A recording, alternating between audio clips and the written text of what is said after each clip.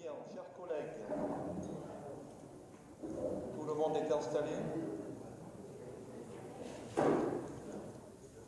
C'est bon, je peux ouvrir cette séance du conseil municipal. Donc, écoutez, bienvenue. Merci de votre présence. Je veux aussi saluer les personnes qui nous suivent depuis le Facebook et le site internet de la ville, que je salue et que je remercie. Et donc, nous allons commencer par les pouvoirs, comme d'habitude.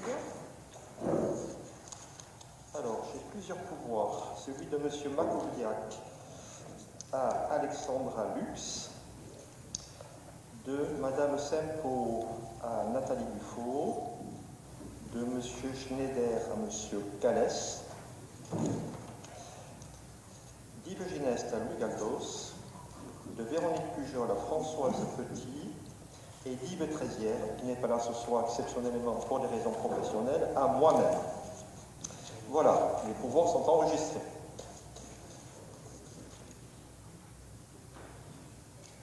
Et c'est ce qui fait que j'aurai le plaisir de vous présenter le budget primitif 2021. Alors, avant d'aborder l'ordre du jour, y a-t-il des observations sur le compte rendu de la séance du 27 janvier? Aucune. On peut le considérer comme adopté. Y a-t-il des oppositions, des abstentions? Je vous remercie.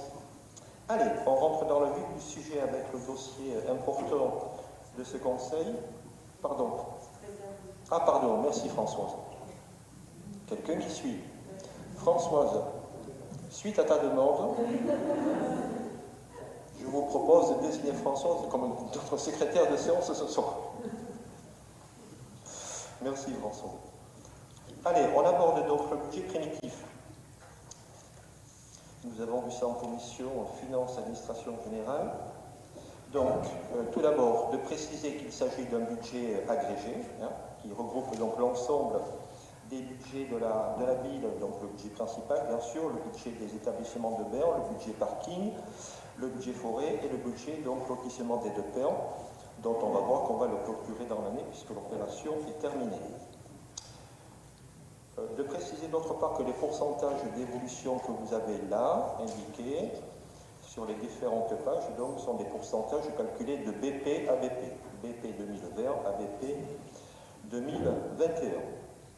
Alors, si on commence donc par les dépenses de fonctionnement, vous voyez que nous sommes sur un budget prévisionnel d'un petit peu plus de 18 millions 272 000 et des poussières, avec donc les différents chapitres que vous connaissez maintenant et qu'on va regarder les uns après les autres, mais pour autant je ne rentrerai pas dans le détail du détail, simplement de vous indiquer les choses importantes.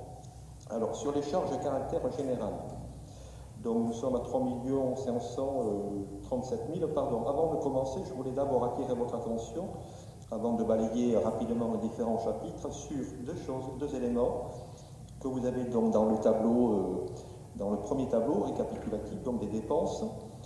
C'est au chapitre 65, autres charges de gestion courante, où vous voyez 1 205 000 et des poussières. Donc ça, c'est le solde de l'excédent de l'opération du lotissement des Lepins que nous incorporons donc au budget principal, et c'est ce qui fait qu'effectivement, nous pourrons après clôturer ce budget annexe. Et puis tout à fait en bas, le virement à la section d'investissement et les opérations d'ordre, c'est-à-dire les amortissements. Si vous faites le cumul des deux, c'est-à-dire plus de 3 millions 118 000 pour être plus précis, de fait, c'est l'autofinancement dégagé par la section de fonctionnement pour venir abonder la section d'investissement. Alors, sur les charges générales, donc vous avez un petit peu la répartition qui est faite là. Bon, je ne vais pas rentrer moi dans le détail de tout ça. Vous noterez donc sur la ligne activité des services, donc vous avez les éléments plus détaillés qui vous sont donnés en dessous. Simplement donc de signaler qu'on a constitué, c'est pour ça qu'un pourcentage d'évolution plus important que sur les autres lignes, c'est parce qu'on a provisionné en fait une ligne budgétaire de 250 000 € pour la crise Covid. Donc c'est une prévision budgétaire.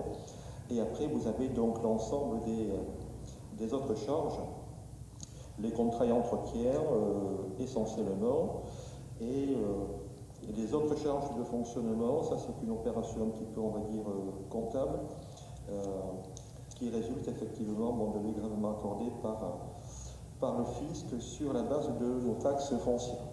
Voilà. Vous n'hésitez pas à solliciter la parole au fur et à mesure, plutôt que de le faire en fin de partie. Le chapitre 12, donc, qui est le plus important, puisque c'est l'ensemble du personnel, donc, qui représente 59% des dépenses réelles de fonctionnement, ce qui est à peu près conforme à l'ensemble des collectivités, et bien sûr avec cette particularité que nous sommes une commune touristique, balnéaire, et donc avec des charges de personnel saisonnier notamment, dont je vais rapidement en parler, qui évidemment pèsent aussi. Vous noterez que la progression donc est 1,61% par rapport au BP 2020, autrement dit une progression contenue, avec essentiellement, et là aussi sans rentrer dans le détail, essentiellement toujours les effets du GVT, comme on dit, c'est-à-dire des avancements de grade et d'échelon des agents. Si on rentre un petit peu plus dans le détail, vous avez après donc ventilé la masse salariale donc, du personnel titulaire et non titulaire, les cotisations sociales bien sûr, et les frais d'assurance. Simplement de préciser que sur la ligne donc, du personnel non titulaire, effectivement, là aussi, vous voyez une augmentation de 13%. Il faut savoir que là-dessus, c'est essentiellement sur le poste, donc, comme je disais, personnel saisonnier. Alors, personnel saisonnier, c'est bien sûr les personnels affectés à la surveillance de plage, les CRS et les MNS civils, et c'est les saisonniers qui travaillent durant l'été pour la collectivité. Et ça, c'est quasiment déjà la moitié des 1 367 000 que vous avez. Et j'indiquais donc à la commission des finances que ici, et contrairement à l'année 2020, nous avons prévu un nombre de saisonniers plus important. Il faudra l'adapter en fonction de l'évolution de la crise sanitaire. Mais c'est vrai qu'en 2020, compte tenu des perspectives, et je vous rappelle qu'on avait évidemment voté le budget plus tardivement, donc on savait très bien qu'on ne pourrait pas déployer ou avoir un nombre de saisonniers qui était à peu près ce qu'on faisait les années précédentes. Bon, donc là, on a prévu plus de saisonniers, mais une fois de plus, on verra et on l'adaptera. Sur le chapitre 14, donc ça c'est essentiellement, je dirais, le reversement de la taxe de séjour au département, puisque vous savez que sur la taxe de séjour perçue par les communes, d'une manière générale, 10% sont reversés au département. Sur le chapitre 65, qui est aussi un chapitre important, puisque ça pèse à peu près 12% des dépenses de fonctionnement. Alors, vous avez plusieurs choses. Je veux simplement préciser 2-3 éléments. Sur les subventions, là aussi, vous voyez un pourcentage d'évolution important. Pourquoi ? c'est parce que dans cette ligne-là, vous avez bien sûr les subventions versées aux associations, mais vous avez aussi, et c'est nouveau cette année, on en reparlera avec vous avec la présentation de la nouvelle demande de subvention, dossier de subvention, donc la valorisation des locaux et du personnel mis à disposition des associations pour 72 000 euros. C'est ce qui explique les choses. Sur les frais, les indemnités des élus, les participations aux syndicats intercommunaux, en précisant que dans cette ligne-là, il y a aussi la subvention versée au CCS, qui augmente un peu du fait du transfert d'un agent. Souris, je te cherche. Du fait du transfert du service, vous savez, transport à la demande, donc qui était avant géré par la ville et qu'on a transféré au CCS, plus un autre agent donc, qui était rattaché à la ville et qu'on a également transféré au CCS, mais ce sont des opérations qui s'annulent budgétairement, qui sont neutres. Et les autres charges, c'est la contribution à l'EPFL et au financement des écoles privées pour 106 000 euros.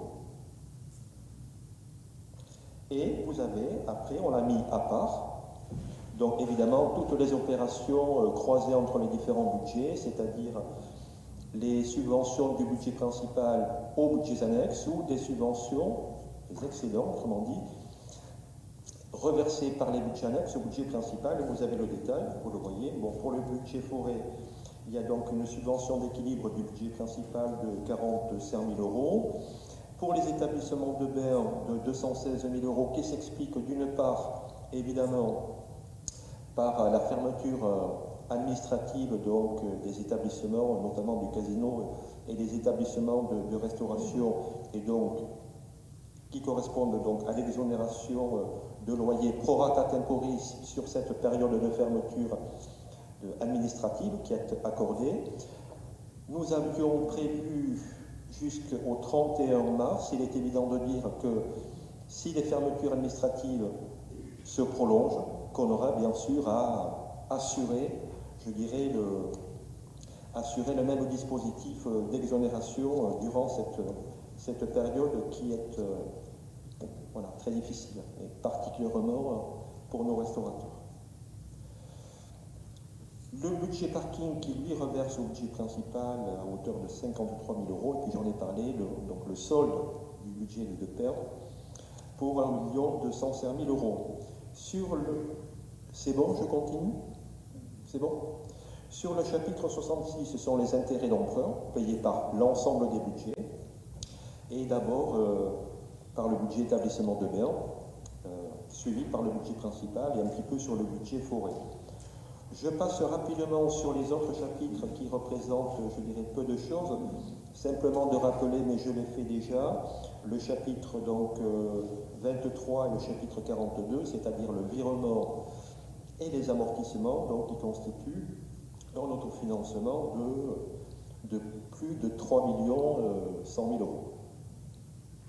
Voilà pour les dépenses de fonctionnement telles qu'elles sont prévues, mais un budget prévisionnel reste un budget prévisionnel, et bien sûr, et particulièrement durant cette crise sanitaire qui est encore devant nous, nous aurons, n'en pas douter, des ajustements à faire. Ce que nous ferons, bien sûr, au fur et à mesure. Est-ce qu'on peut aborder les recettes de fonctionnement? Alors, sur les recettes, évidemment, on est toujours calé, puisque ce sont des budgets en équilibre au même montant, 18 272 000 euros. Vous avez la répartition par budget.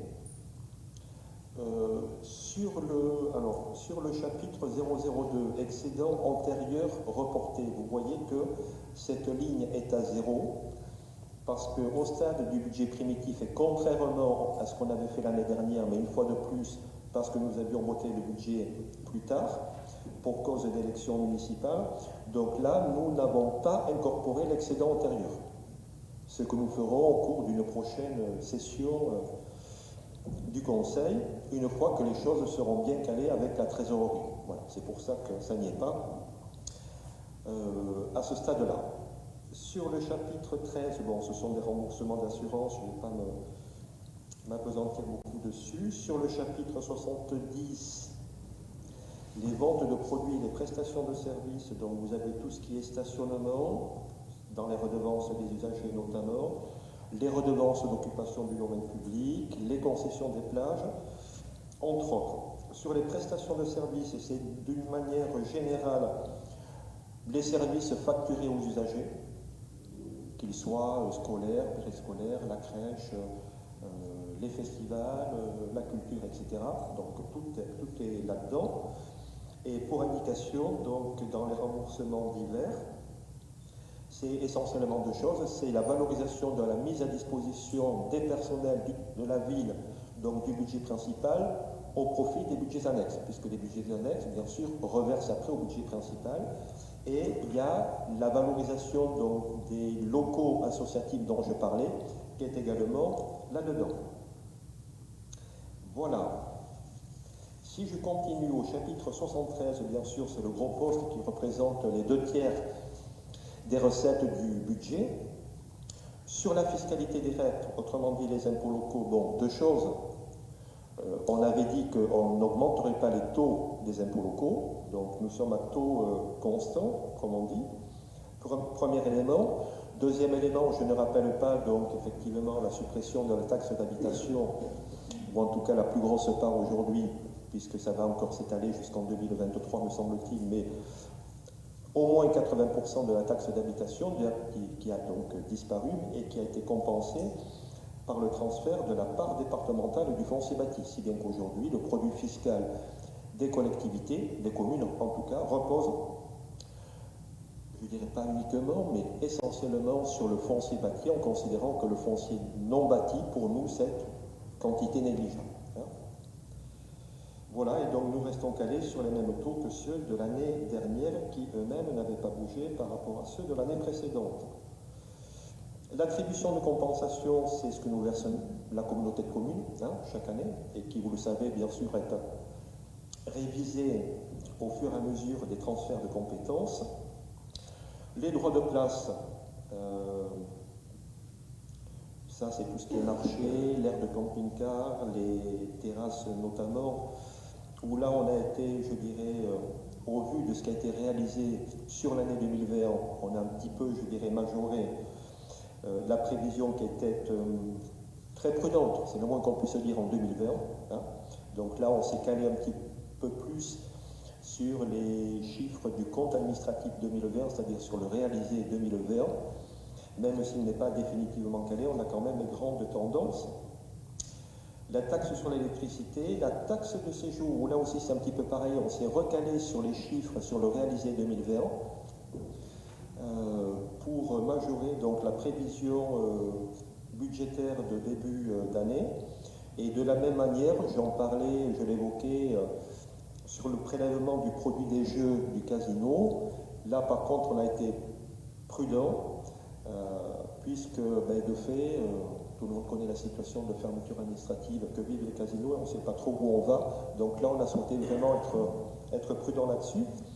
Les droits de mutation, on a eu un débat intéressant en commission des finances, où là c'est pareil, on a constaté depuis plusieurs années déjà, et de manière constante et continue, des montants de droits de mutation très élevés. Là on a été encore prudent, puisqu'on a inscrit 1 million d'euros, alors qu'on sera au 1,5 million au compte administratif.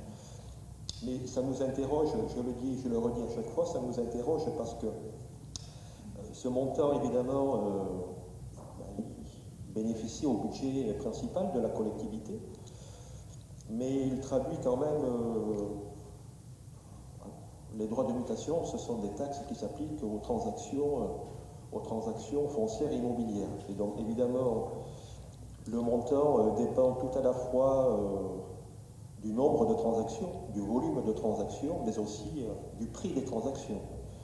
Et c'est vrai qu'on a eu un débat intéressant où on va essayer de savoir, d'affiner un petit peu les choses auprès de l'administration fiscale, voir si c'est possible pour voir un petit peu quels sont les effets de l'un et de l'autre. Autrement dit, qu'est-ce qui pèse vraiment là-dedans? Est-ce que c'est le nombre ou est-ce que c'est le prix? Donc voilà, on a eu ce débat, mais c'était intéressant et on va questionner l'administration fiscale et là-dedans. Donc vous le voyez, on était à quasiment à 10,5 millions si on fait l'ensemble de tout ça. Je peux continuer? Sur le chapitre 74, donc, qui concerne les dotations, donc vous avez les choses détaillées, la DGF quasiment qui ne bouge pas, plus la dotation de péréquation, les subventions que vous avez dessous, donc les dotations globalement de l'État, c'est 1 746 000 euros. Sur les subventions, c'est essentiellement les prestations qui nous sont versées par la CAF sur les activités scolaires et périscolaires. Et essentiellement, c'est ça. Voilà pour le chapitre 74, qui, je l'ai indiqué, je le redis, pèse dans les budgets locaux de moins en moins. Je me rappelle du temps où les dotations de l'État représentaient plutôt 25% que 10 ou 12%. Voilà. Sur le chapitre 75, c'est tous les produits de gestion courante, donc qu'encaisse la collectivité. Alors, les loyers, vous le voyez, les loyers, on était 1 241 000. Alors, attention, n'oublions pas que nous sommes sur un budget agrégé. Donc, il y a une partie sur le budget principal et bien sûr l'autre partie importante sur les établissements de Berne, avec notamment le loyer versé par le casino dont on parlait. Quoi vous dire d'autre? Donc, les autres recettes, ce sont des recettes donc versées par... il y a un petit peu de tout là-dedans. Il y a des remboursements de taxes foncières, donc des remboursements de taxes foncières, il y a la concession du port, des choses comme ça.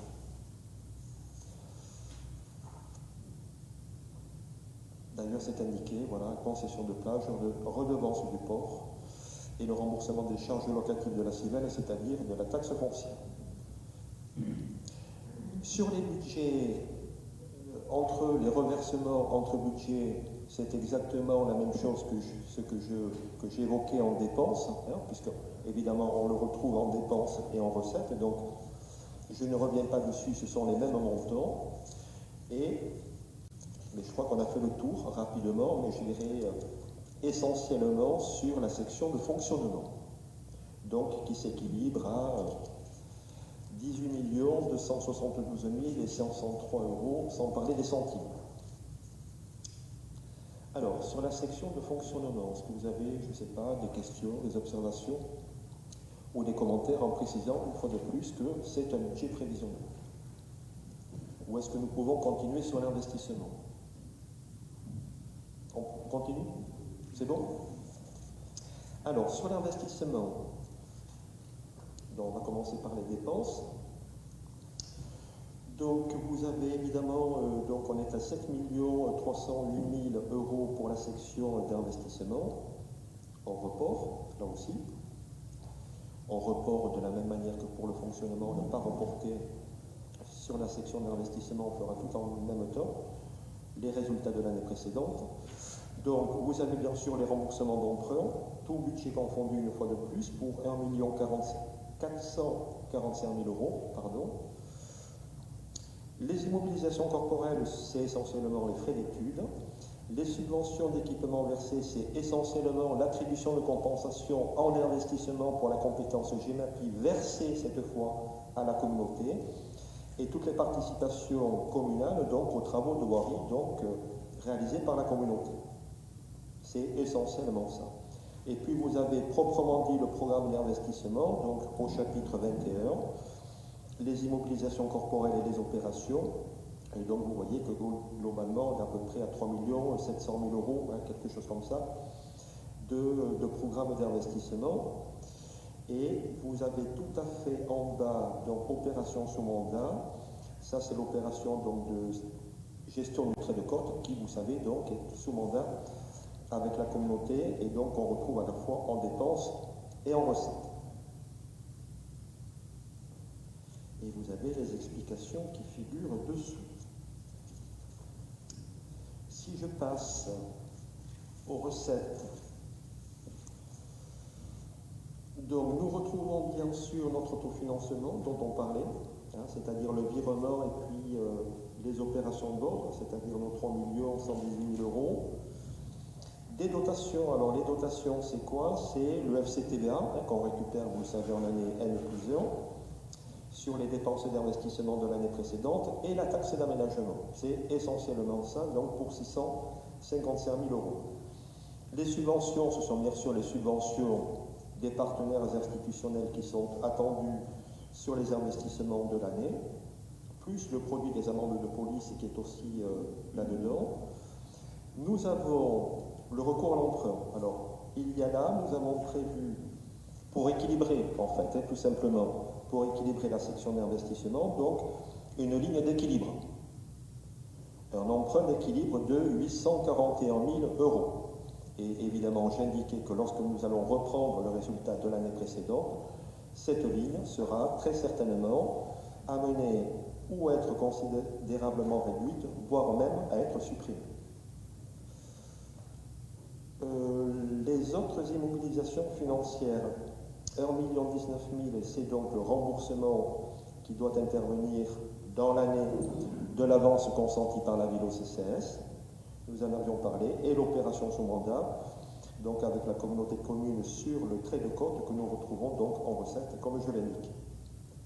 Voilà, donc 7 308 000 euros pour la section d'investissement, avec quand même un programme d'investissement. Alors vous avez les choses qui sont sur le programme d'investissement proprement dit. Vous avez un prêt en feuillet qui synthétise un petit peu l'ensemble des opérations.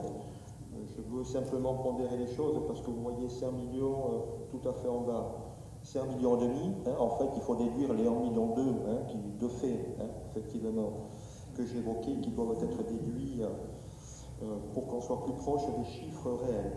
Nous avons regroupé l'ensemble de ces opérations sous 3 chapeaux principaux. Le premier, c'est celui des dépenses d'entretien du patrimoine, avec toutes les opérations que vous avez listées.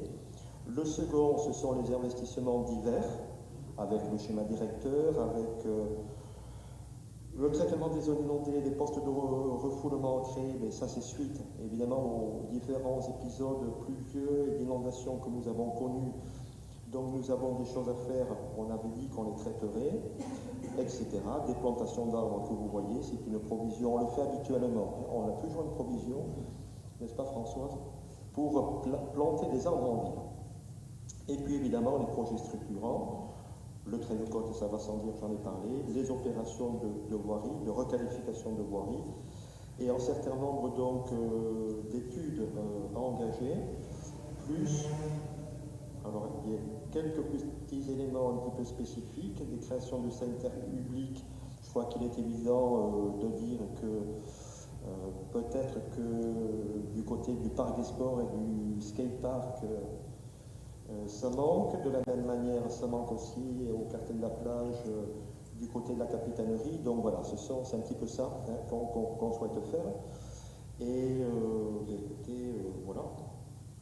Donc je ne rentre pas dans le détail de toutes les opérations. Et ça veut donc dire que vous serez amenés, chers collègues, bien à participer à la définition de ces opérations dans vos commissions respectives et à traiter ces dossiers. Voilà.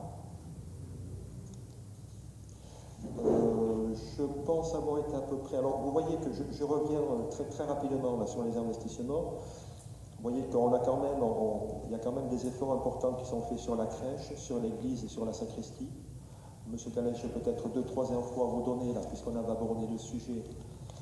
Alors, sur l'église, donc on va effectivement reprendre la toiture de la sacristie et la chaufferie, celle de la chaufferie aussi. Vous aviez indiqué, c'est vrai, que pendant les épisodes pluvieux qu'on avait connus, il y avait des infiltrations à l'intérieur. Donc on va reprendre tout ce qu'il y a à reprendre en termes d'enduit et de maçonnerie. Là, il y en a pour 40 000 euros. Et après, l'autre partie pour 30 000 euros, c'est tout le traitement de la charpente de l'église, traitement xylophage. Je parle sous couvert d'Éric, qu'il semble qu'une fois que les marchés seront lancés et signés, qu'on puisse, Éric, peut-être engager ses travaux même avant l'été ou pas? Si on peut, on y va avant l'été. Voilà. C'était la précision que je voulais vous apporter. La médiathèque, hein, c'est surtout la véranda qui n'est pas dans un état très reluisant. On a prévu des travaux de ravalement, je crois que ce n'est pas du luxe, sur les établissements de Berne, j'en parlais tout à l'heure. Et puis bien sûr après le traitement des places, Jean-Luc, du quartier de la plage, et puis les entrées de ville, il faut que l'on commence à travailler et à faire aboutir ces sujets. Sur les écoles, on fait toujours des efforts importants. Hein. Vous avez encore noté sur la rénovation des bâtiments, menuiserie, pergola, coursive, abri vélo, c'est 146 000 euros, hein, donc c'est pas neutre. Donc on continue notre programme d'investissement au groupe scolaire Saint-Exupéry. Voilà ce que je voulais simplement rajouter. Oui, monsieur Calès. Oui, j'avais fait une remarque lors de la commission finances sur le projet de rabotage de la place je suis en train de chercher, de la place du Cerf et de la place de l'Esplanade des Libertés, oui, avec le souci d'avoir sur ces deux places un mélange à la fois des piétons et puis des engins sur roulettes, que ce soit des monoroues, des trottinettes, enfin voilà, et donc ça pouvait présenter un risque. Je sais qu'on en a parlé, vous m'aviez dit, M. Galdos, qu'il y avait des différents types de revêtements. En fait, j'ai eu l'occasion d'avoir M. Trézière au téléphone, il m'a dit qu'il y avait des essais qui avaient été faits. Vous avez été mort? Il faut que j'y aille, c'est pour dire qu'il y a parmi les 3 essais qui ont été faits, il m'a dit qu'il y a un essai avec je sais pas si c'est un rainurage, enfin une structure qui permet à la fois aux piétons de ne pas se tordre les chevilles, aux mères de famille de pouvoir se promener sans problème, et à la fois de minimiser une circulation abusive des cycles. Donc il faut trouver le bon format, c'est-à-dire il faut trouver le bon relief. Voilà, tout à fait. C'est ce que j'avais précisé donc, lors de la commission des finances, sur laquelle, sur ce type de revêtement, justement, il était surtout planifié, mais pas pérennisé. Et d'ailleurs aussi, on avait précisé aussi que l'activité de skate sur cette surface-là n'allait certainement pas être une activité qui allait être réalisée, puisque les skateurs, en réalité, elles cherchent du strip, comme ils disent, mais avec des modules, et voilà, et non pas des surfaces planes, et non pas des personnes qui se baladent sur l'emplacement. Tout à fait, en fait, je n'aurais pas donné l'impression d'être focalisé que sur les skates. Hein. C'est les engins à roulettes, oui. Des trottinettes, oui, bien sûr.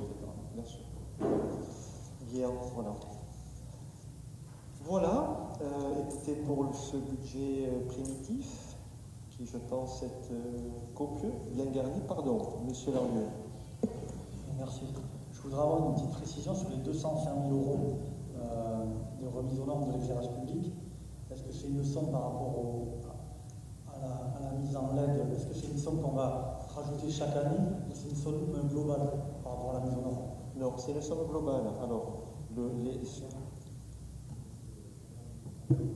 mais ça se termine quand? C'est un plan que l'on a de remplacement des bulles. Puisque maintenant, effectivement, les bulles, c'est bien, sauf que ça éclaire aussi en haut. Et ça, c'est un gros souci. Donc maintenant, vous avez constaté qu'en termes d'éclairage, on éclaire le bas, on n'éclaire plus le haut, et aussi pour des raisons, Françoise, oui, écologique, oui, bien sûr, lié à la faune, notamment, hein, et même aux habitants. Et puis ça, oui, et puis en plus, je dirais même en termes, comment dire, la fonction, l'éclairage public c'est fait pour éclairer le ciel, ça ne sert pas beaucoup à grand chose. Voilà. Donc on est engagé là dans un plan pluriannuel qui va se terminer en 2024, où on va changer, remplacer toutes nos bulles. Et bien sûr, à chaque fois, l'éclairage, maintenant, c'est du LED, puisqu'on peut réguler son intensité, qu'il consomme beaucoup moins, et donc c'est un vaste programme. Ça veut dire qu'en commission, à chaque fois, on aura le détail sur l'année d'après. C'est-à-dire là, on part sur 2021, sur 2022, on aura une autre somme pour arriver jusqu'à 2024. Oui, je pense qu'il faut établir un plan, effectivement, un plan qui recouvre l'ensemble du territoire communal, et puis de le segmenter, de l'organiser sur Jusqu'en 2024, oui, Jean-Luc. Oui, c'est un dossier qu'on a déjà évoqué en commission. Hein, c'est pas... Donc, ce qui nous reste à caler, c'est justement les séquences de chaque année, sachant qu'il nous faut aussi un inventaire précis de l'ensemble des globes qu'on a à modifier. Donc, on attend effectivement un décompte précis de la part du SIDEC pour savoir exactement la chronique jusqu'en 2024. Une chose est certaine, c'est qu'en 2024, les opérations de changement devront être terminées. Mais bien évidemment, on en reparlera régulièrement en commission. Voilà. Bien. Oui, Madame Lux. Merci. Pour les 77 000 euros, tout ce qui est stade, cheminement, éclairage, clôture, ça correspond à la fin des travaux du pôle acrobatique, c'est l'aménagement extérieur ou c'est 77 000 euros? Alors, Louis Galdos. C'est d'autres travaux.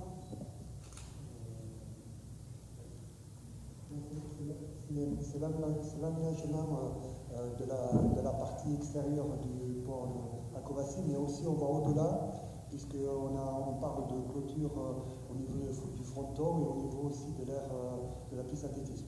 Toute l'avenue des Cigales sera donc rénovée sur la partie clôture, et après on a aménagé les aires qui étaient à côté du skatepark, à côté de l'école cirque, où on y retrouvera donc un petit terrain de foot à 7, on y retrouvera un 3x3, un workout. Alors pour ceux qui connaissent, c'est un équipement, donc on peut y faire pas de la musculation, mais de la préparation physique.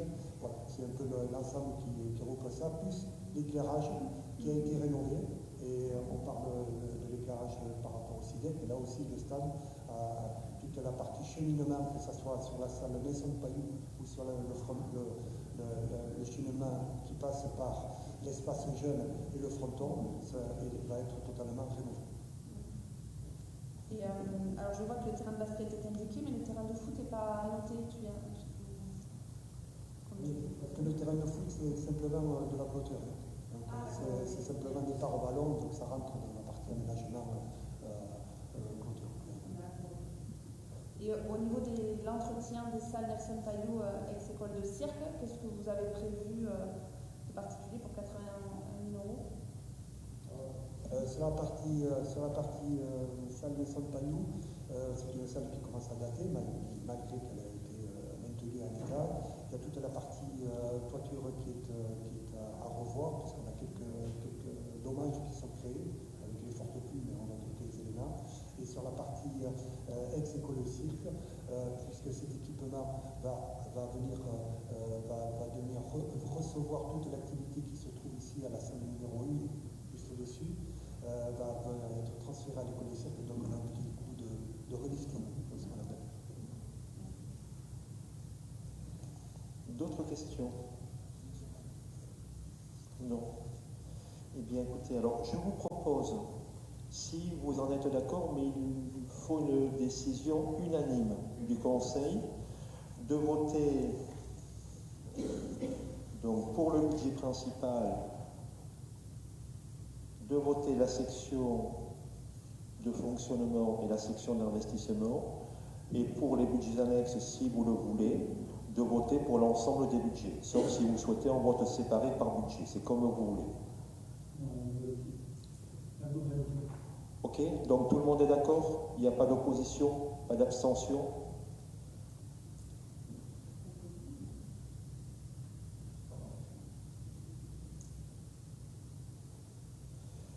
Ok. Alors, sur la section de fonctionnement du budget principal, y a-t-il des oppositions, des abstentions? Non. Donc, 7 abstentions.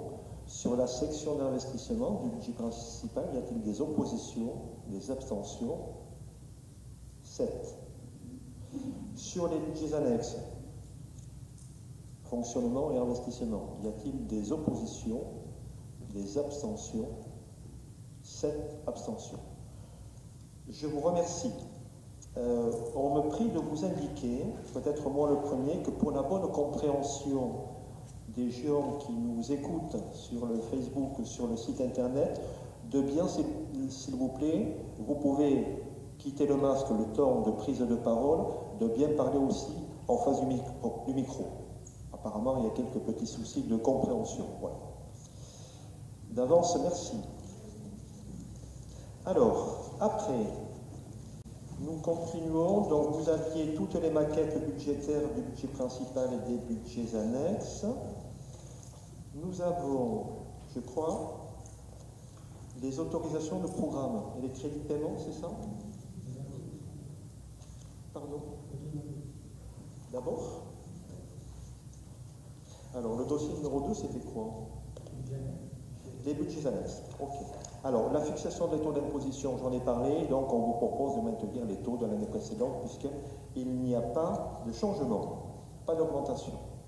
Pas de problème, je suppose? Oui, monsieur Calès, pardon. Je crois qu'on a fait un commentaire en commission des finances avec la nécessité peut-être de faire une communication pour les Cabretonnais qui risquent. En commission des finances, on a fait un commentaire sur la nécessité peut-être de communiquer sur les taux qui seraient appliqués, puisque globalement, il n'y aura pas d'augmentation des taux de Cabreton, mais par contre, une incorporation du foncier bâti départemental, d'une part sur Cabreton, et en moins sur le département. Mais ça peut perturber les Cabretonnais qui risquent de voir une augmentation finalement du taux de Cabreton. Donc une communication là-dessus, même si au global, ça n'impactera pas leur feuille d'impôt, mais ceux qui regardent de près les taux d'imposition peuvent trouver bizarre. J'espère que vous avez tout à fait raison, monsieur Calès. J'espère simplement que ceux qui regardent de près regarderont de près. Non, mais vous avez raison. Ce qui va se passer, c'est que, bon, je l'ai dit, donc de toute façon, la taxe d'habitation a disparu, donc maintenant, c'est le foncier bâti que la ville a collecté déjà, plus le foncier bâti du département. Donc, bien sûr, vous avez raison, il faudra qu'on soit pédagogue et expliquer, parce qu'effectivement, il va y avoir, lorsque nous allons recevoir nos avis d'imposition, donc dans la colonne commune, il va y avoir effectivement une addition de taux qui va se faire, hein, puisqu'on récupère le taux du département, ce que les gens évidemment vont voir. Mais j'espère qu'ils verront aussi qu'à côté, dans la colonne département, le taux est à 0. Donc c'est un mécanisme de transfert de fiscalité, donc c'est de la neutralité fiscale, sauf les 0,20% de revalorisation forfaitaire des bases. C'est tout. Mais il faudra bien expliquer effectivement qu'il n'y a pas de majoration, je suis d'accord, du taux de la commune, tout à fait. Est-ce qu'on a délibéré? Non? Y a-t-il des oppositions, des abstentions? Je vous remercie. Je continue avec alors, les autorisations de programme et les crédits de paiement. Donc ce sont des dispositifs budgétaires qui permettent d'engager une opération pluriannuelle d'investissement sans être obligé de mettre dès la première année la totalité des crédits et après chaque année de reporter les crédits qui ne sont pas consommés jusqu'à épuisement de l'opération. Donc nous avons 4 opérations, vous avez le tableau donc, qui a été joint. Ces 4 opérations, c'est tout d'abord le centre-ville. Donc là vous voyez que pour 2021 on a prévu 114 000 et quelques. Ce sont des reports en fait de crédit de 2021. Et une fois qu'on aura fait ça, cette autorisation sera clôturée, puisque le programme est clôturé, en tout cas dans la phase que nous avons réalisée. Pour le CTM, c'est pareil, cette opération est clôturée puisqu'on n'a rien prévu en 2021, donc l'autorisation de programme sera également clôturée puisque les travaux sont achevés. L'opération sous mandat de la stratégie locale, où là, donc, on a ajusté par contre le montant de l'autorisation de programme pour tenir compte, Jean-Luc, des travaux de réparation du bypass. Et donc là, on a prévu sur l'année 2021 1 278 000, hein, voilà, pour être précis, et qu'au terme de l'année, puisque le premier programme le premier plan d'action se termine et donc il va falloir mettre en œuvre un nouveau plan d'action sur une nouvelle durée de 5 ans, donc jusqu'en 2026. Donc on clôturera également cette première autorisation de programme pour embrayer sur une nouvelle. Et enfin, là, il n'y a pas de modification, on l'avait déjà vu, on avait déjà délibéré dessus, les 3 places donc du quartier de la plage, donc où il n'y a pas de changement. Voilà, tout simplement. Est-ce que vous avez des questions ou des... Jean-Luc, tu veux rajouter quelque chose? Non, mais concernant la gestion du trait de côte, donc on arrive en fin du premier programme. Donc on aura des réunions de comité avec les financeurs là au printemps pour faire le bilan de la campagne 2020 et surtout commencer à préparer le bilan complet du schéma directeur qu'on avait arrêté sur les 5 ans. Et ça sera l'occasion aussi de commencer à préparer le prochain programme qui va durer également à peu près 5 ans, avec les mêmes financeurs a priori, mais avec un programme qui va tenir compte des conclusions de la première campagne, sachant qu'on a travaillé sur les épis, sur les transferts de sable, sur la gestion des périls, etc. Enfin, un programme à peu près équivalent à ce qu'on a, mais avec un montant qu'il va nous falloir évaluer assez rapidement d'ici la fin de l'année. Tout à fait. Il faut qu'on soit dans les délais. Il faut qu'on soit dans les délais, bien évidemment. Sur des sujets qui sont quand même pas... Qui sont un tout petit peu complexes. Voilà, c'est ça. Bien, merci pour ces précisions. Alors, là-dessus, je vous propose donc de délibérer. Y a-t-il des oppositions, des abstentions? Non, je vous remercie. Nous allons parler d'un dossier passionnant maintenant. C'est un rapport annuel qui est obligatoire et Jean-Yves va tout vous dire sur les rapports. C'est quoi un rapport, Jean-Yves? Un rapport, c'est bien écrit dessus. C'est le recours administratif préalable. C'est-à-dire qu'une personne qui reçoit un FPS peut contester son FPS et donc elle fait un rapport, un recours administratif préalable qui nous est envoyé par l'organisme qui traite les FPS. Des forfaits post-stationnement, c'est-à-dire quand vous ne payez pas votre paramètre, vous êtes sujet à payer un forfait post-stationnement. Vous avez un annexe, toute l'explication de ces rapports sur Cabreton. Voilà, c'est bien pas un grand nombre important, 184 qui ont été traités par nos services et retransmis après aux services qui s'occupent de recollecter les produits financiers. Donc ça veut dire, si je comprends bien, que sur l'ensemble des forfaits de post-stationnement, on est sur l'année 2020. On est sur l'année 2020, donc il y a eu 184 réclamations. 184 réclamations. Et il y en a, de fait, il y en a 70 qui, pour des raisons diverses, sont abouties. Ont été acceptés. Et ont été acceptés. Voilà. Vous les avez dans les annexes. Après, vous avez tout le détail. Je ne sais pas si vous avez été jusqu'à regarder tout ça. Est-ce que vous avez des questions, des observations sur ce sujet? C'est un rapport qu'on verra chaque année. Hein. Il est obligatoire. Pas de problème? On peut délibérer? Des oppositions? Des abstentions? Merci. Merci Jean-Yves pour ce dossier passionnant. Alors, je crois que c'est Jean-Luc. Cession d'une parcelle. Oui. Donc il s'agit de la cession d'une parcelle du domaine public à Madame Lapic qui en a fait la demande. Donc il s'agit d'une petite bande de terrain de 13 mètres carrés qui permettrait un alignement sur le trottoir, donc qui n'existe pas aujourd'hui. Donc la délibération va porter effectivement sur la désaffectation et le déclassement du domaine public de manière à lui vendre cette parcelle qui a été estimée par les domaines à 1 500 €. Donc Madame Lapic nous achètera et puis Madame Lapic prendra en charge également tous les frais annexes de bornage, de déplacement également d'une servitude, parce que sur ce bout de trottoir il y a actuellement un poteau Enedis qu'il faudra déplacer, et donc Madame Lapic également assurera les montants dus à ce déplacement de cette servitude. Voilà, donc cette délibération, donc c'est pour autoriser la cession d'une partie du domaine public d'une surface de 13 mètres carrés. Et il faut délibérer.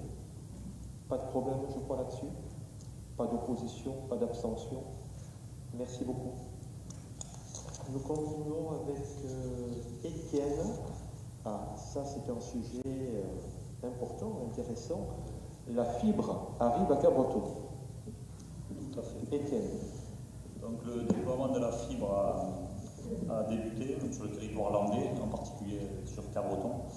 Le SIDEC a retenu altitude fibre 40 pour déployer donc, cette fibre sur l'ensemble du territoire.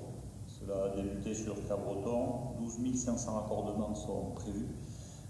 Cela donc a commencé, ça va se continuer donc, jusqu'à l'été 2021. La commercialisation, pour info, se fera à partir justement de l'été 2021 jusqu'au printemps 2022. Donc ça sera terminé en fin d'année et suivant l'avancée du chantier, la commercialisation se fera. Ce sont les fourgons ProF, NCGR que vous voyez régulièrement sur les bords des routes qui sont des entreprises qui sont chargées de ce déploiement. Les implantations des armoires de répartition, elles sont soumises à convention ou arrêté de permission de voirie.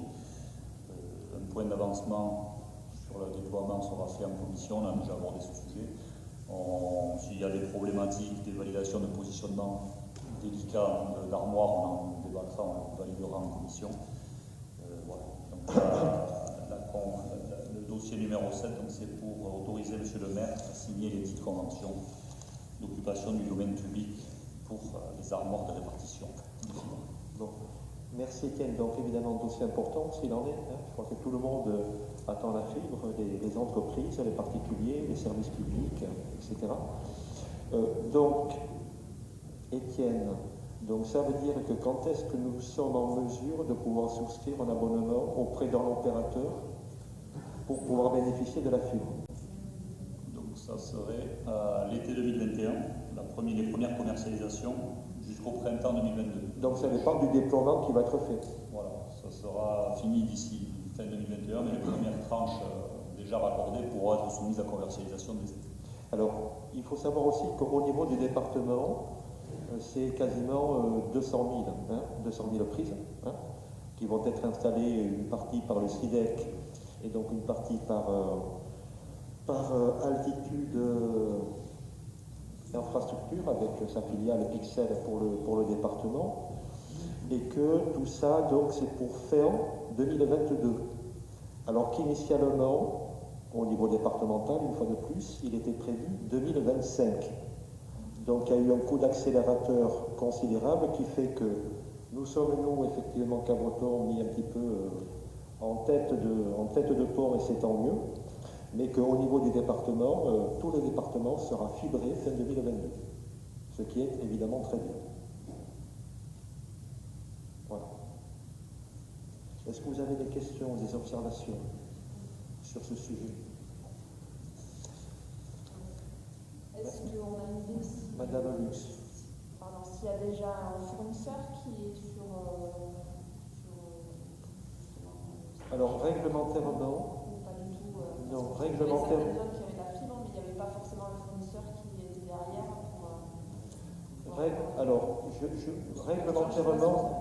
réglementairement, vous devez avoir le choix de votre fournisseur. Et le Pixel, pour ne pas la citer, puisque c'est elle, sur le département, infrastructure, infrastructure, donc de toute façon, a l'obligation de laisser le choix à chaque abonné de choisir son fournisseur d'accès. Et c'est la raison pour laquelle j'ai cru voir quelque part que Altitude Infrastructure donc, avait aussi conventionné avec un certain nombre de fournisseurs d'accès. C'est ça? Il y en a au moins 4 ou 5. Donc c'est chacun qui fera son choix.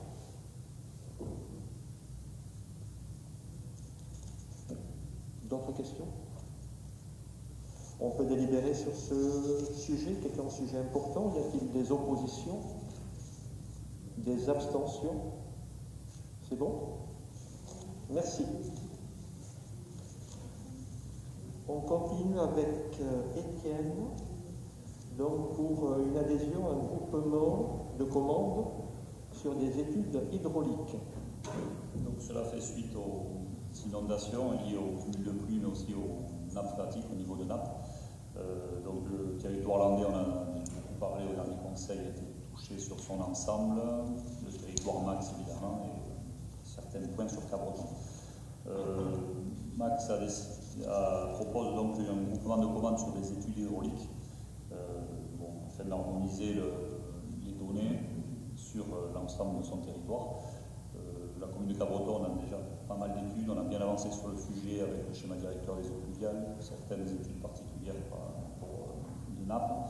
Il y a de nouvelles problématiques qui sont apparues, donc c'est un outil qui sera peut-être nécessaire pour travailler sur les nappes. On a vu que les communes avoisinantes sont intéressées aussi sur le sujet, donc ça peut être un outil intéressant.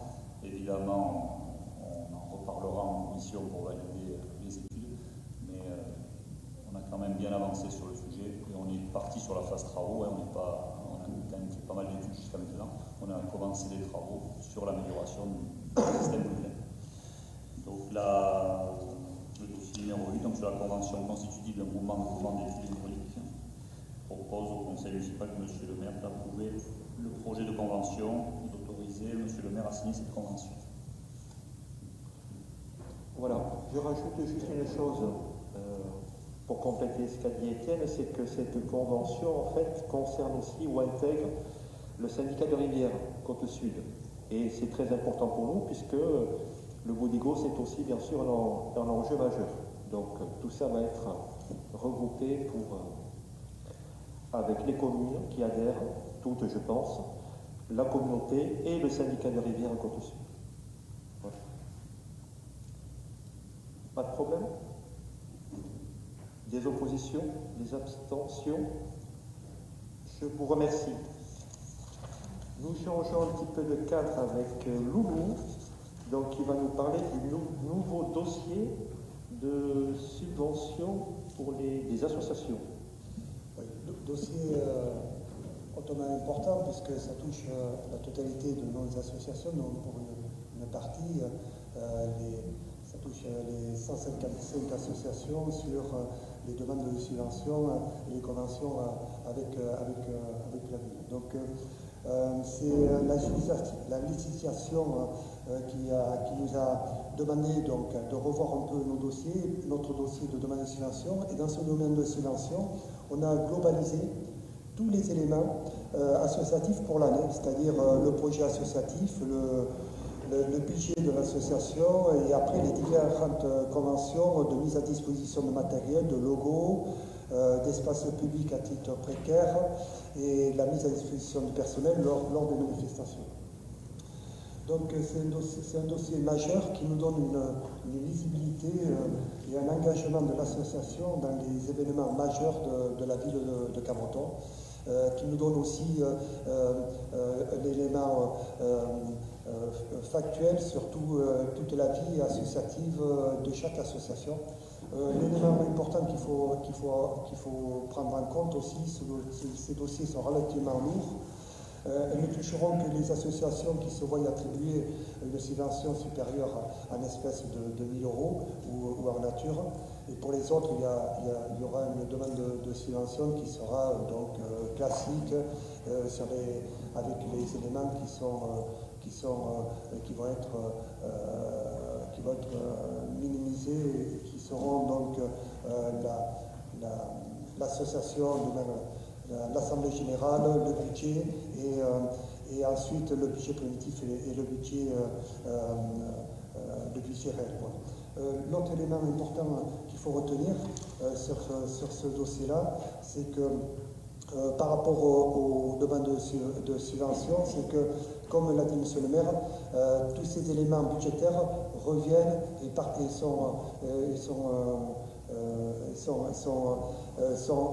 font partie intégrante de notre budget. Voilà, donc M. le maire, sur ce dossier, vous demande d'approuver la mise en place de nouvelles procédures et de tous les documents relatifs à ces demandes de subvention. Nous en avons discuté, la commission association a donné un avis favorable. Bien. Merci Loulou. Est-ce que vous avez des commentaires ou des observations sur ce dossier? Sur ce dossier, sur le cadre de l'écoute. Sur ce dossier et le dossier de subvention. Non, c'est bon. On en avait discuté aussi à l'occasion de la commission préparatoire. simplement, c'est pour dire que sur ce dossier qui a été relevé par lourd, il arrive un peu tardivement.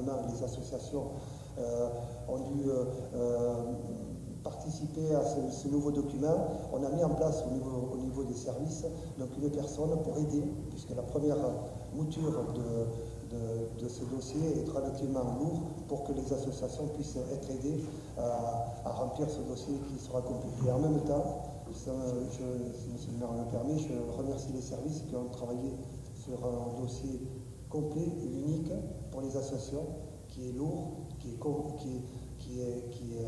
est fourni de tous les éléments indispensables qui nous permettent, de travailler avec le milieu associatif et aussi le milieu associatif d'être en lien étroit avec la commune. Bien. Je m'associe bien sûr au remerciement de Loulou envers les services, parce que c'est un dossier qui a quand même mobilisé beaucoup de temps, beaucoup d'énergie. C'est, je pense, c'est un dossier quand même très très consistant et en même temps, et j'ai oublié de le faire, donc je profite de l'occasion pour remercier, puisqu'on a vu le budget, de remercier bien sûr le service comptable et financier pour le travail qui a été, tout le travail qui a été aussi réalisé. Ce sont évidemment des moments importants dans la vie d'une collectivité que la confection d'un budget, quoi de plus important, et en même temps de remercier Yves Trézière pour sa disponibilité et puis l'engagement qui a été le sien auprès des services sur ce travail budgétaire. Merci Yves. Voilà. Pas de problème là-dessus, on peut délibérer. Des oppositions, des abstentions, je vous remercie. Alors après, pour terminer, on a quelques petites délibérations à prendre sur le personnel, mais vous l'avez vu, ce sont des délibérations, on va dire mineures. Alors tout d'abord, donc la modification du tableau des effectifs. Il s'agit donc de remplacer un apprenti que nous avions au garage, qui est parti parce qu'il a trouvé du travail et c'est très bien ailleurs, donc il nous fallait le remplacer. On a lancé un appel à candidature en interne et en externe, et donc nous avons recruté une personne qui va arriver bientôt avec le grade d'agent de maîtrise, d'agent de maîtrise, et donc il nous faut ouvrir ce poste donc au tableau des effectifs. Ça c'est le premier point. Et le second point concerne Céline. En effet, un agent qui exerçait les fonctions d'animateur au centre de loisirs a été déclaré inapte et est en cours de reclassement. Et pour maintenir le taux d'effectif, le taux d'encadrement constant, il est nécessaire d'ouvrir un nouveau poste d'animateur sur la base de 31 heures et sur le grade d'adjoint d'animation territoriale. Voilà. Pas de problème là-dessus? Des oppositions, des abstentions? Je vous remercie. Céline, toujours, Saint-Exupéry. Alors effectivement, à l'école Saint-Exupéry, il y a une classe Ulysse qui accueille des enfants en situation de handicap. Et ces enfants ont des besoins spécifiques, notamment durant la période de temps méridien. Et il est proposé d'ouvrir un poste pour mieux encadrer ces enfants et répondre à leurs besoins de 5,5 heures par semaine pour pouvoir les accompagner durant ce temps. C'est bon? Oui, monsieur Larieux. Oui, merci. Je vois qu'on rajoute, je trouve que c'est très bien, 5h50 à un agent. Cet agent, il sera à 35 heures par semaine ou il sera à temps complet ou en mi-temps Alors, Céline. Alors c'est une AVS, c'est une auxiliaire de vie scolaire qui accompagne les enfants en fait, dans la classe au quotidien et qui s'est proposée de manière volontaire pour pouvoir les accompagner. Voilà. Donc je pense que... Voilà. Des oppositions, des abstentions? Merci. Pour terminer,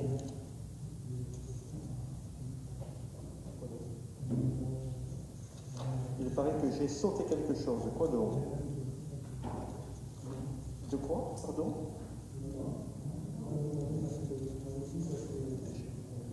J'ai parlé des deux, monsieur le directeur. Alors, et on termine donc avec Louis Galdos sur les MNS.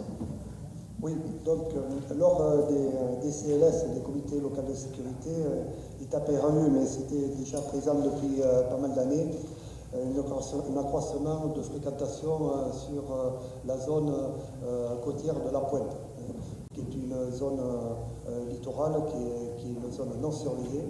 Et donc pour donc avoir une présence et surtout faire de la prévention pour ramener les baigneurs sur la zone surveillée qui est la plage des Océanides, il a été demandé, il est demandé de recruter comme 2 emplois temporaires d'éducateurs d'éducation physique, c'est-à-dire des MNS, sur cette prévention pendant le mois du 3 juillet au 29 août pour donc avoir cette prévention sur la plage de la Pointe qui n'est pas, qu'on ne confonde pas, c'est pas la surveillance de la plage, c'est une prévention pour ramener les personnes qui se baignent dans la zone qui est surveillée, qui est la première plage, qui est la plage des Océanides. C'est plutôt une fonction de gendarme. C'est une fonction, ce qu'on appelle de la police municipale de prévention. Mais ce n'est pas la police municipale, c'est réellement la prévention. Il faut savoir que les personnes peuvent se baigner, mais à leur risque et péril. Et l'objectif, c'est de s'asseoir au pouvoir de police de M. le maire et d'assurer la sécurité sur cette zone-là, donc de ramener les gens dans la zone où ils sont, dans un endroit sécurisé. Voilà, donc il ne s'agit pas du tout d'ouvrir une nouvelle plage surveillée à Caboton, on est bien d'accord. Bien. Oui, je sais qu'on n'a pas voté, donc on va voter. Y a-t-il des oppositions, des abstentions? Merci. Nous avons épuisé l'ordre du jour. Sur les décisions prises, est-ce que vous avez des observations ou des questions sur l'ensemble des décisions? Oui, Monsieur Calès. Oui, Monsieur le maire, en fait, j'avais oublié de demander une précision sur la décision numéro 13. Oui, c'est ça. Qui concerne la maintenance du système de transfert de sable. Oui. Et j'avais oublié, c'est une précision que je voulais avoir, c'est de savoir si la maintenance avait aussi des aides et des subventions comme la partie investissement, ou c'était à 100% à la charge de la commune. Alors, Jean-Luc? Oui, ça fait partie de l'opération transfert de sable, sous mandat de Max, et effectivement, ça fait l'objet d'une couverture de 80% des subventions. Tout à fait d'accord. Ok. Pareil. D'accord. Merci. Bien, voilà. Merci beaucoup. Nous avons quelques questions. Donc, groupe d'opposition. Alors, tout d'abord, première question. Que fait la mairie pour les personnes isolées dans le cadre donc de la vaccination, pour qu'elles puissent se faire vacciner? Nous ne disposons pas, bien sûr, qui sont en fracture numérique, comme on dit.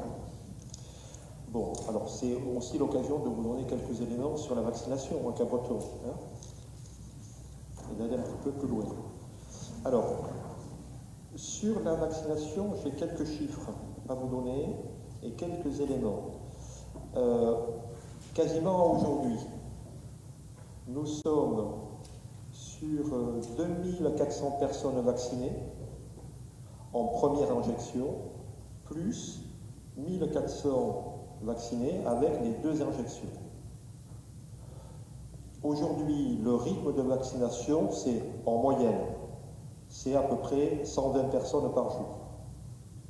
Bon, il semble, alors moi je suis toujours très prudent avec les annonces ou les choses qui nous sont annoncées. Il semble que en fin de mois, aux alentours du 27, je crois, ça tombe, 29. À partir du 29, pour être plus précis, c'est que nous ayons davantage de doses et que nous puissions augmenter la cadence, si je puis m'exprimer ainsi, de 120 personnes par jour à peu près 200. Voilà, donc dès la fin du mois.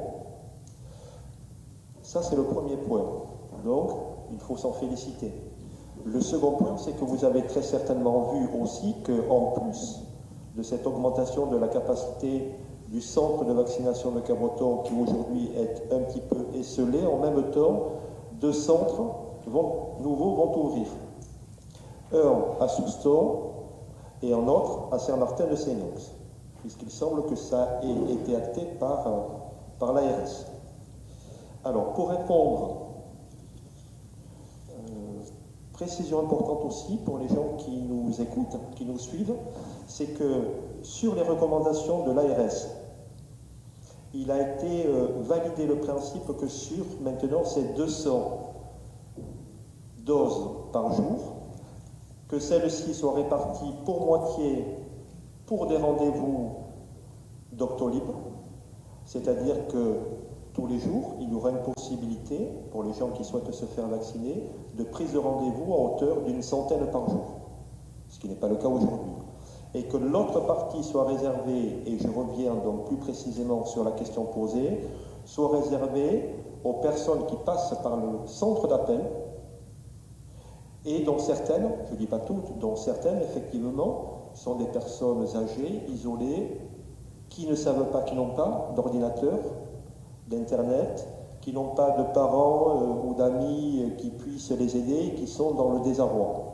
Ces personnes-là appellent Soline et effectivement seront prioritaires, mais c'est déjà le cas aujourd'hui pour un bon nombre d'entre elles qui seront effectivement prioritaires pour accéder dans les meilleurs délais à la vaccination.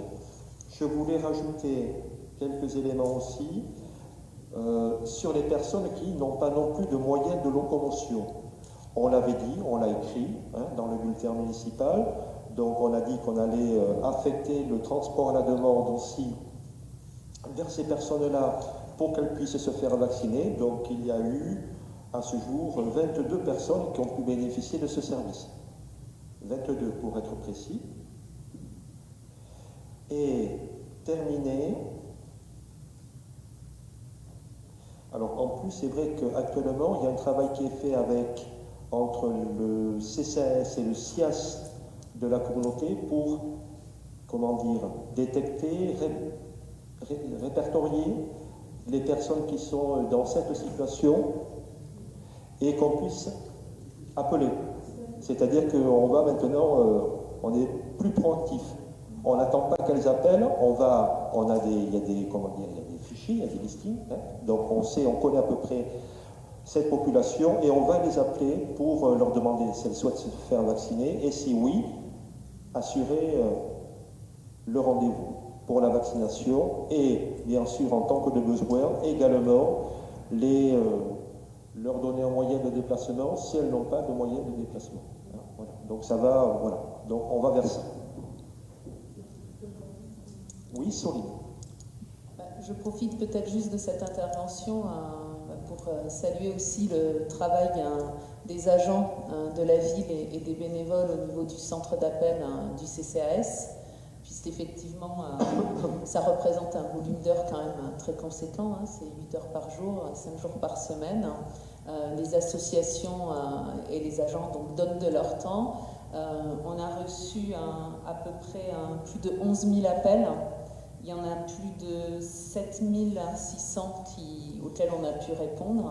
Effectivement, elles ont listé toutes ces personnes en fracture numérique et pour la plupart, elles ont pu obtenir, grâce au système qui a été mis en place, une vaccination sans passer par Doctolib, puisqu'elles n'y avaient pas accès, en fait. Donc, voilà, moi je salue vraiment et je remercie encore les agents de la ville et les bénévoles qui passent beaucoup de temps. Et je m'associe bien sûr à ces remerciements, parce que c'est pas toujours très simple d'expliquer à personne que je suis désolé, mais c'est pas pour de suite. Bon, voilà, donc le rythme s'accélère et il faut s'en féliciter. Je pense avoir répondu, Monsieur Larieux, à votre question ou pas? À votre question? Oui, à la question du groupe, oui, merci. D'autre part, nous demander quand allez-vous communiquer sur le PPI voirie de la communauté. Jean-Luc, tu veux répondre? Alors c'est également un sujet qu'on a abordé à plusieurs reprises en commission urbanisme et aménagement du territoire. Le processus est un peu long, j'avoue, car cela suppose un certain nombre d'itérations entre les souhaits de la commune et les possibilités côté intercommunalité. Pour être un peu plus clair, chacune des 23 communes propose un certain nombre de scénarios et il y a ensuite un arbitrage qui est fait au niveau de l'interco par rapport à l'ensemble des propositions, sachant que bien évidemment, entre les possibilités de l'interco en termes de budget et les propositions faites par les 23 communes, il y a un rapport de 3 à 4. Donc bien évidemment, l'arbitrage est un petit peu compliqué. Néanmoins, la commune a quand même mis un certain nombre de priorités dans ses souhaits. En termes là, on parle bien de plan pour la partie investissement sur la voirie, donc avec une modification profonde sur la chaussée. Et donc ce qu'on a mis en priorité, c'est bien évidemment les entrées de ville, Jacquat, Verdun, l'Artigot, par exemple la liaison qui va du centre-ville vers le front de mer. Donc ça fait partie très concrètement des priorités sur lesquelles effectivement on souhaite que l'interco ait une position favorable par rapport à ces priorités. Néanmoins, on attend quand même le retour. Les arbitrages sont en cours, ça a été examiné en atelier au niveau de Max, et dans les prochaines délibérations, je crois que Étienne, c'est au mois d'avril, il me semble, que l'Interco va nous donner effectivement les possibilités pour la ville de Cabreton. Alors c'est une partie du sujet, parce que là on parle effectivement de la partie investissement, mais une autre partie qui vient derrière, c'est la partie réfection de la voirie. Donc là aussi, on a soumis une liste. On attend de comparer cette liste avec la proposition de Max. Et là aussi, on va faire converger les deux propositions. Donc ça, c'est en cours. Et j'espère également à la même échéance, c'est-à-dire vers le mois d'avril, avec les arbitrages de l'Interco. Bien évidemment, dans la proposition de réfection de voirie, on a fait un inventaire assez complet des voiries les plus dégradées aujourd'hui. Et on espère qu'on obtiendra satisfaction, au moins sur la liste des voiries qu'on aura identifiées. Et les travaux devront démarrer là, à partir de l'été. Voilà. Et donc bien évidemment, il y a eu déjà un certain nombre d'éléments qu'on a partagés en commission. Et quand on aura des éléments un peu plus précis, on viendra en commission pour en débattre. Et puis surtout, vérifier l'agenda. C'est-à-dire que l'Interco va faire une hiérarchie, mais l'agenda peut être aussi un peu à deux mains en fonction des programmes de la ville. Donc ça fait typiquement partie des sujets qu'on va discuter en commission. Je ne sais pas si j'étais clair, ça va? D'accord. Bien, merci Jean-Luc. De la même manière, une autre question au sujet donc du circuit Lego pour la saison estivale de 2021 avec la communauté toujours. Alors, c'est un sujet qui est apparu suite à la décision qu'a prise la commune de réhabilitation de 3 places sur le front de mer. Donc, la place des Basques, dont on a déjà évoqué ici, la place du Rond-Point et la place de la Marine. Quand on examine un peu plus attentivement le trajet du bus, notamment sur la place de la Marine, il y a une giration qui ne peut pas se faire en fonction du projet qu'on a arrêté pour cette place. Donc ça a été déjà un premier élément de discussion avec Max pour voir comment on pouvait modifier le passage du bus sur la place de la Marine. Mais le deuxième aspect sur lequel on a rebondi, c'est un aspect plus économique et plus d'adaptation du trajet des bus sur cette partie-là du territoire. En particulier, les bus, vous savez, ne passent pas au niveau des pêcheurs, ne passent pas aujourd'hui sur le front de mer, et on a passé intéressant de revisiter le parcours. Donc c'est ce qu'on a fait en début d'année. On a eu un certain nombre d'échanges avec Max. On en a déjà aussi discuté en commission. Donc le trajet est en cours d'examen. On a fait des visites sur site. Aujourd'hui, Max examine les temps de trajet. L'idée, c'est de ne pas modifier les temps de trajet en desservant plus de points sur le front de mer et en particulier les pêcheurs et le boulevard François Mitterrand, avec 3 stations supplémentaires et on va en supprimer d'autres, notamment la station autour de la place du Rond-Point. Donc là, on attend la décision de Max par rapport à la faisabilité. Et bien évidemment, dès qu'on aura une posture positive, on reviendra en commission et vers les Cap-Bretonnais pour les informer. On a un peu d'espoir pour que ça puisse se faire pour cet été. Voilà. Bien, merci Jean-Luc pour ces précisions. Et puis le quatrième point portait sur, vous souhaitiez avoir le marché passé entre la ville donc, et le prestataire de service en charge du bulletin municipal. Je pense que vous avez eu les éléments. Non, pas encore. Demain, me dit-on. Voilà. Une chose, je veux parler très rapidement d'RTE pour vous donner quelques infos. Je ne vais pas refaire l'histoire, vous la connaissez. Bon, je veux simplement rappeler que nous avons eu connaissance donc, du tracé proposé, envisagé par RTE le 14 janvier, alors que la fin de la période de concertation se terminait le 21 janvier, c'est-à-dire quelques jours après, premier point. Évidemment, cette phase de concertation obligatoire s'est déroulée dans des conditions très particulières, hein, puisque période de Covid, et que très peu de personnes, très peu, ont participé, contrairement à ce que je peux lire sur certains réseaux sociaux. Très peu. Bon, vous avez donc suivi l'actualité. Donc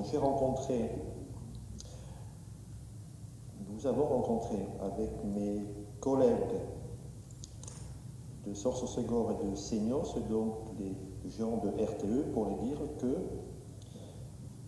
après avoir pris connaissance du tracé envisagé, que nous étions résolument opposés à ce tracé en milieu urbain, qui, c'est vrai, impacte beaucoup moins Seignos, mais qui nous impacte à nous, Cap-Breton et Sources-Segor, très fortement. Et qu'il fallait qu'ils revoient leur copie, qu'ils étudient d'autres hypothèses de tracé, à eux de faire, à eux de voir, et qui soient beaucoup moins impactantes pour le milieu urbain, peut-être pas du tout, et qui en même temps, évidemment, soient respectueuses des critères environnementaux et écologiques, bien sûr. Alors, si je dis ça, c'est parce que je pense que le message est passé. Vous avez vu, d'ailleurs, je pense, le communiqué commun que nous avons fait les trois maires en opposition à ce FMI, comme ils disent, fuseau de moindre impact. Et nous avons, ensemble, appelé Madame la préfète pour lui demander, puisque la phase de concertation était terminée, de prolonger cette phase de concertation et d'ouvrir une nouvelle phase, ce qu'elle a accepté. Donc, le message a été entendu par les gens de RTE, donc qui se sont remis sur le terrain. Et je voulais simplement dire que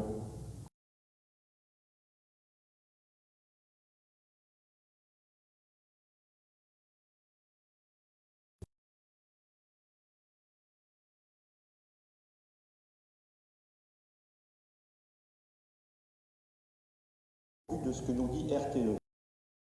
Si on va communiquer quand on en saura plus et quand les faits seront confirmés, et surtout après la réunion que nous aurons donc à la fin du mois, comme je l'indiquais, donc communiquer là-dessus, en espérant que le ou les nouveaux tracés proposés soient acceptables, et qu'il semble à confirmer qu'une nouvelle phase de concertation s'ouvre mi-avril, sur la base, bien sûr, du ou des nouveaux tracés proposés. Donc, ça veut dire qu'on va repartir dans une phase de concertation en souhaitant, et même si nous sommes toujours sous l'emprise, je dirais, des conditions sanitaires qui empêchent toute réunion publique en présentiel, c'est que les gens soient vraiment, impliqués, attentifs à ce nouveau dossier, en quelque sorte. Donc, à suivre. Voilà. Donc, les choses évoluent. Ça, c'était l'info que je souhaitais donner. Il y a une autre info que je vais donner très rapidement, mais ce n'est pas vraiment une information, puisque vous avez lu l'article dans le Sud-Ouest, hein, simplement pour dire, et sans aucune agressivité, qu'on a été surpris de voir qu'il y avait une requête déposée par Nouveau Cap dès la fin de l'année 2020 au tribunal administratif au sujet donc du texte d'expression politique donc du bulletin de décembre 2020, donc, selon lequel, selon Nouveau Cap, selon vous, donc il y avait une inégalité de traitement. Je ne vais pas rentrer dans le sujet. Ce que je veux dire simplement, c'est que sous la forme d'un référé suspension, donc un référé suspension, c'est une requête qui est normalement traitée par le tribunal dans les 48 heures, 4 jours au plus tard. Donc ça va très très vite.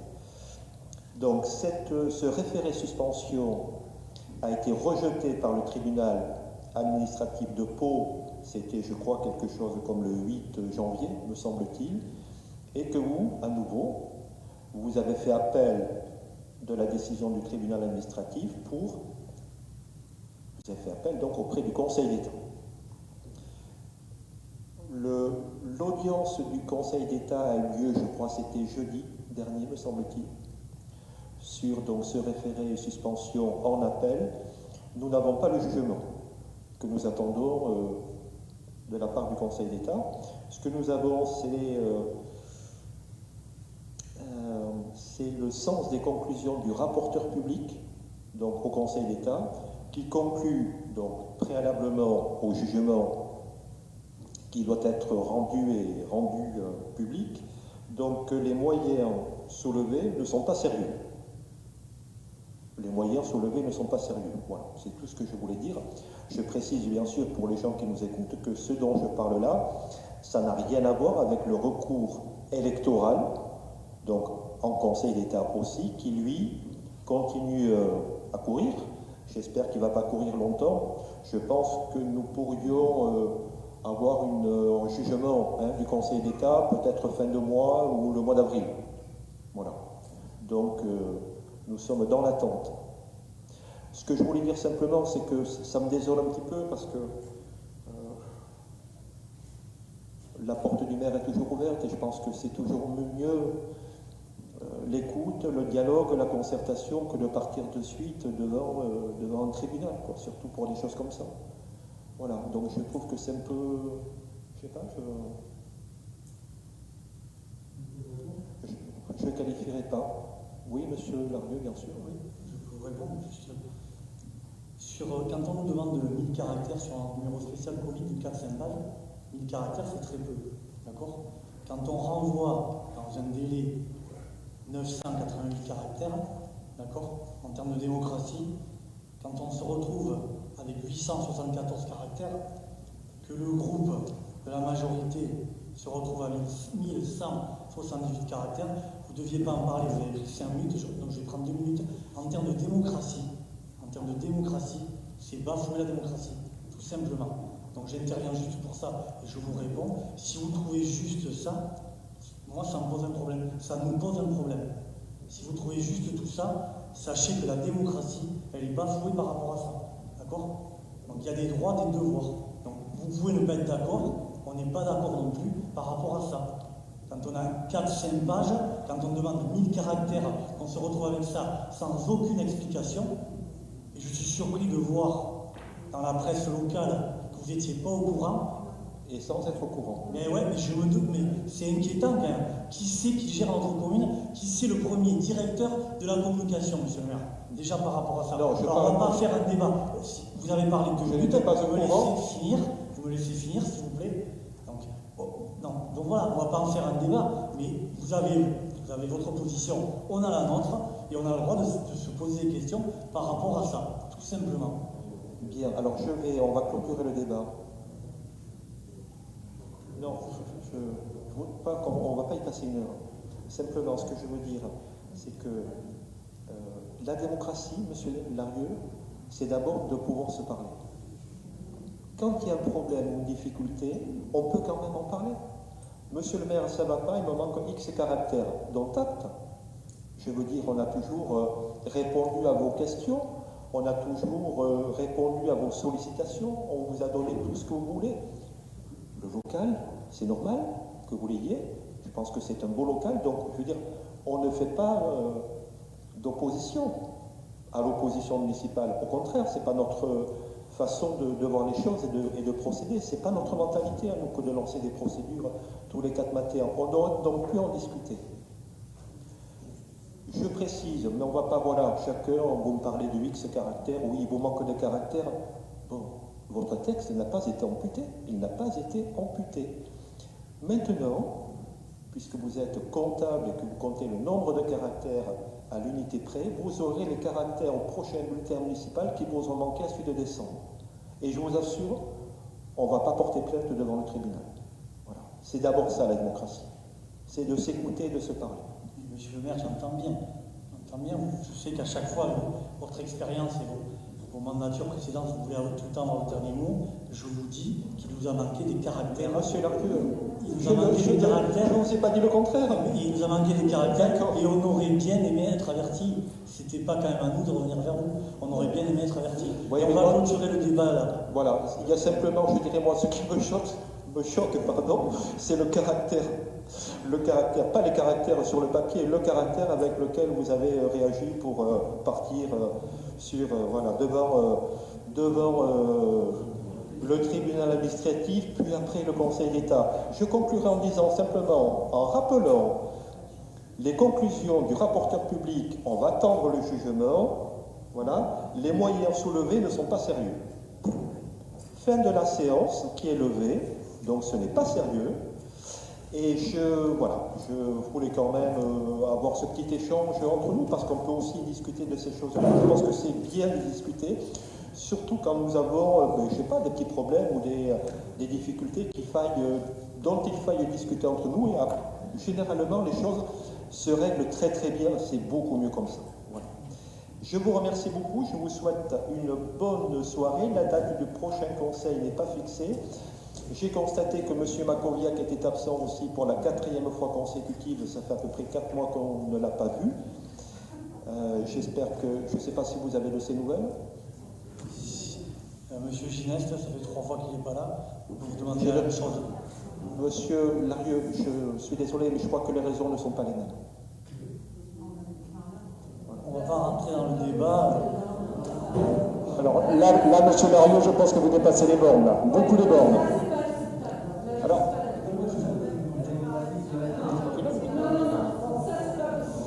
je pense, monsieur Larieux, je me permets de répondre juste. Non. Je me permets de répondre à une attaque. Juste pour préciser une petite chose, parce que moi j'aime bien que les choses soient précises, comme ça monsieur Larieux, il aime bien compter. Donc moi aussi des fois je compte. Alors je vais vous donner conseil communautaire, vous êtes élu au conseil communautaire. J'aime beaucoup les conseils communautaires. 16 juillet, présence de monsieur Makoviak. 23 juillet, non-présence, non-pouvoir. 24 septembre, non-présence, non-pouvoir. 26 novembre, non-présence, non-pouvoir. 28 janvier, non-présence, non-pouvoir. D'accord? Donc même pas donner un pouvoir, c'est pas représenter sa commune. Merci. Bien, le débat est clos, si tant est qu'il s'agissait d'un débat. La séance est levée. Bonne soirée.